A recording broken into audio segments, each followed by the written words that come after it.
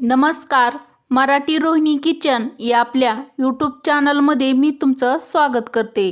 तर माझ्या प्रत्येक सुगरणीसाठी अत्यंत खास व महत्त्वाच्या किचन टिप आज आपण बघणार आहोत. चला तर मग व्हिडिओला सुरुवात करूया.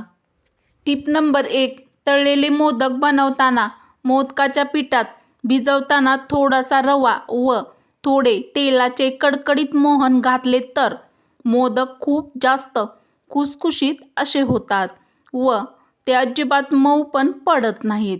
तर तळणीचे मोदक बनवताना तुम्ही ही टीप नक्की फॉलो करा. टीप नंबर 2. LCD TV स्वच्छ करताना नेहमी मायक्रोफायबर कपड्याने अगदी अलगद पुसून काढावे, कारण LCD TVला चरे पण पडू शकतात. पण जर तुमच्याकडे मायक्रोफायबर कपडा नसेल तर अशा वेळी तुम्ही बनियांचा कपडा देखील स्वच्छ करण्यासाठी वापरू शकता. तर आपल्या घरातील LCD TV स्वच्छ करताना किंवा साफ करताना ही टीप तुम्ही नक्की फॉलो करा. टीप नंबर 3. केकचा बेस जळू नये म्हणून भांड्याच्या तळाला तूप लावा, त्यावर बटर पेपर पसरवा आणि त्याच्यावर मैदा भुरभुरावा. नंतर त्यामध्ये केकचे मिश्रण ओता. केक तयार झाल्यावर बटर पेपर काढून टाका. आपला केक एकसारखा बेक होईल. तर केक बनवताना ही टीप तुम्ही नक्की फॉलो करा व टीप आवडली असेल तर एक लाईक नक्की करा. टीप नंबर 4. बरेच वेळा किचन ट्रॉलीज जुन्या झाल्यामुळे त्या गंजू लागतात आणि दिवसेंदिवस खराब होत जातात. असे होऊ नये म्हणून सर्व भांडी बाहेर काढून त्यावर कापूस किंवा कापडावर खोबरेल तेल लावून हात फिरवा. यामुळे किचन ट्रॉलीज खूप छान अशा चकचकीत होतात व यामुळे त्याला गंजही अजिबात चढत नाही. तर आपल्या किचनमधील किचन ट्रॉलीज व्यवस्थित व त्याला गंज चढू नये यासाठी ही टीप तुम्ही नक्की ट्राय करा. अत्यंत उपयुक्त पुढील टीप आहे टीप नंबर 5. वरणासाठी डाळ शिजवताना त्यात 4 ते 5 मेथीचे दाणे घाला. यामुळे वरण खूपच जास्त चवदार होईल व तूर डाळ खाल्ल्यामुळे गॅसचा त्रास देखील होणार नाही. प्रत्येक सुगरणीसाठी अत्यंत महत्त्वाची व खास टीप आहे टीप नंबर 7. बटाट्याची चिप्स करताना ते एकदम थंडगार पाण्यामध्ये 10 ते 15 मिनिटे बुडवून ठेवावेत. असे केल्याने चिप्स एकदम कुरकुरीत असे होतात. तर बटाट्याची चिप्स कुरकुरीत होण्यासाठी ही टीप नक्की ट्राय करा. टीप नंबर 8. खिचडी बनवताना त्यात थोडा सांबर मसाला टाका. यामुळे खिचडी खूपच जास्त चवदार लागते. तर खिचडी बनवताना ही टीप तुम्ही नक्की ट्राय करा. टीप नंबर 9. द्राक्षे खरेदी करतेवेळी ते आंबट लागू नयेत यासाठी ते नेहमी खाऊन पहा. द्राक्षाचा घड उचलल्यानंतर त्यातून जर बरीच द्राक्षे गळून पडली तर तो घड शिळा आहे असे समजावे आणि तो घेऊ नये. तर द्राक्षे खरेदी करताना तुम्ही ही टीप नक्की फॉलो करा. अत्यंत उपयुक्त पुढील टीप आहे टीप नंबर 10.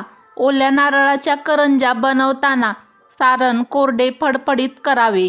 त्यामुळे ते सारण 10 ते 12 दिवस टिकते. शिवाय ओल्या नारळाची चवही छान येते आणि करंजी मऊ पडत नाही. तर ओल्या नारळाची करंजी बनवताना तुम्ही ही टीप नक्की फॉलो करा. अत्यंत उपयुक्त टीप आहे टीप नंबर 11. शरीरामध्ये झिंकची कमतरता असल्यास तुमचा मूड बदलू शकतो व तुमची चिडचिड देखील होऊ शकते. झिंक आपल्या शरीरातील मानसिक आरोग्य आपलं चांगलं ठेवण्यासाठी खूप महत्त्वाचं काम करतं.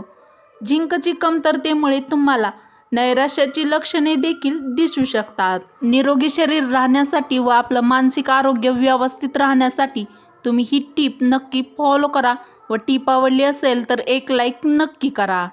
टीप नंबर 12. पित्तामुळे उलटी होत असेल बडीशोपच्या पाण्याने गुळणी करा.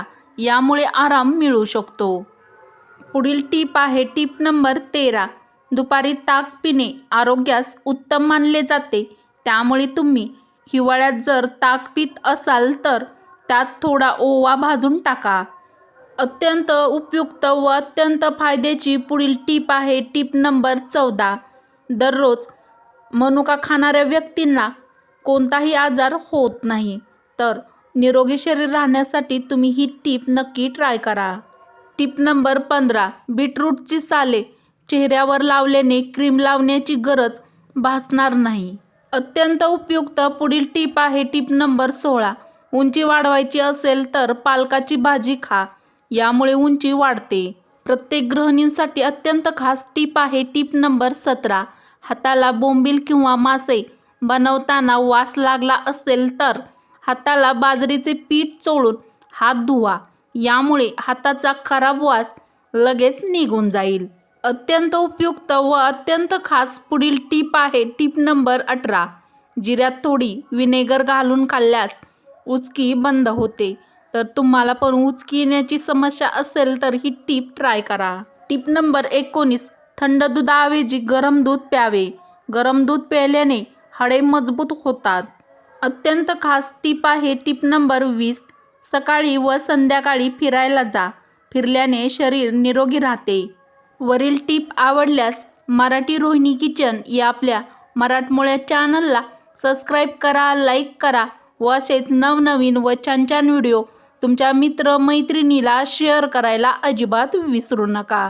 चला तर मग भेटू अशाच पुढच्या एखाद्या छानशा व्हिडिओमध्ये. व्हिडिओ पूर्ण बघितल्याबद्दल धन्यवाद.